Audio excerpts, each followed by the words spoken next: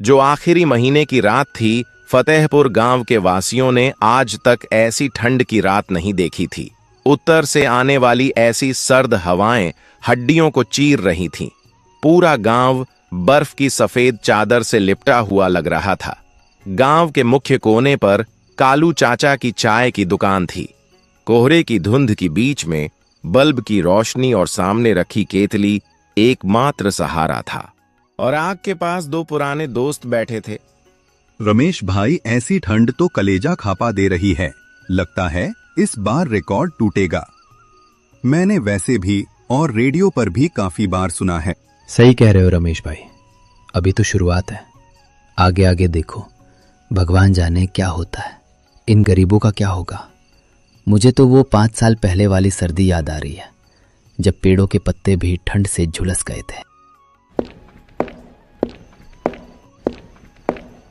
ठंड तो एक बहाना है बेटा। असली डर तो वो है जो इस कोहरा के पीछे छुपा है। इंसान प्राकृतिक के सामने बेबस है ही, लेकिन बेटा अपनों के लालच के सामने इंसान आशय हो जाता है। समझे तुम? आप क्या कहना चाहते हैं कालू काका? मेरे को समझ में नहीं आ रहा।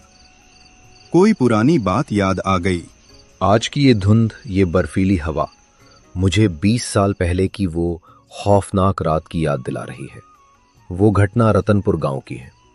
उस साल रतनपुर गांव के स्कूल में एक मास्टर जी आए हुए थे, प्रभाकर शास्त्री।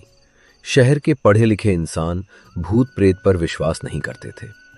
उनके आने की दूसरे दिन से ही कड़ाके की ठंड पड़नी शुरू हुई। एक शाम उन्हें स्कूल का काम खत्म करते करते रात हो गई।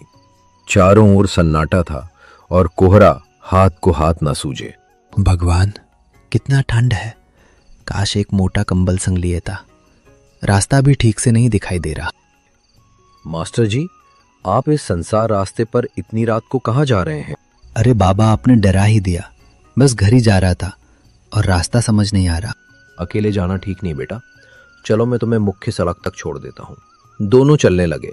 रास्ते में एक बंजर खेत था जिसे गांव वाले अवगा खेत कहते थे। तभी प्रभाकर की नजर खेत में खड़ी बीचों बीच एक काली आकृति पर गई। बाबा देखिए, इतनी बर्फीली रात को उसे खेत में कौन खड़ा है? क्या वो कोई किसान है? प्रभाकर जी, अपनी नजरें नीचे करो और चलो जल्दी। अगले दिन प्रभाकर अकेले लौट रहे थे। उनके मन में जिज्ञासा थी। जैसे ही वो उसे खेत में पहुंचे, हवा का तापमान 0 से भी नीचे गिर गया और हवा में ठंडक पसर गई। उनका शरीर बर्फ की तरह जमने लगा। तभी वही आकृति उनके सामने आकर खड़ी हो गई। मेरी जमीन, मेरी फसल किसने बर्बाद की? आप कौन हो? मैं आपको नहीं जानता। कृपया करके मुझे जाने दीजिए। तुम सब एक जैसे हो। पहले मेरी जान ले ली और अब मेरी जमीन लेने आए हो। प्रभाकर जान बचाकर भागे और सीधे शिवचरण बाबा के घर जा गिरे। जब होश आया तो शिवचरण बाबा ने बताया, मास्टर जी, जैसे आप किसान समझ रहे हैं, वो कोई किसान नहीं है। उसका नाम प्रदीप किसान है। 20 साल पहले वो इस गांव का सबसे सीधा किसान था।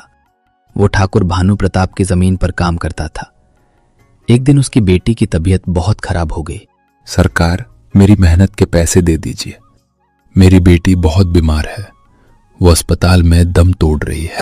चल बे, निकल यहां से। अभी कोई पैसा नहीं मिलेगा। काम करना है तो कर, वरना अपने घर का रास्ता नाप। अगले दिन भानु प्रताप की किसी ने फसल उजाड़ दी। उसका सारा शक बेचारे उसे गरीब किसान पर गया। उसने इसकी शान को जब तक पिटवाया जब तक वो किसान मर नहीं गया, और मरते समय उसके सामने कहा, जो भी मेरे खेत में आएगा वो मारेगा।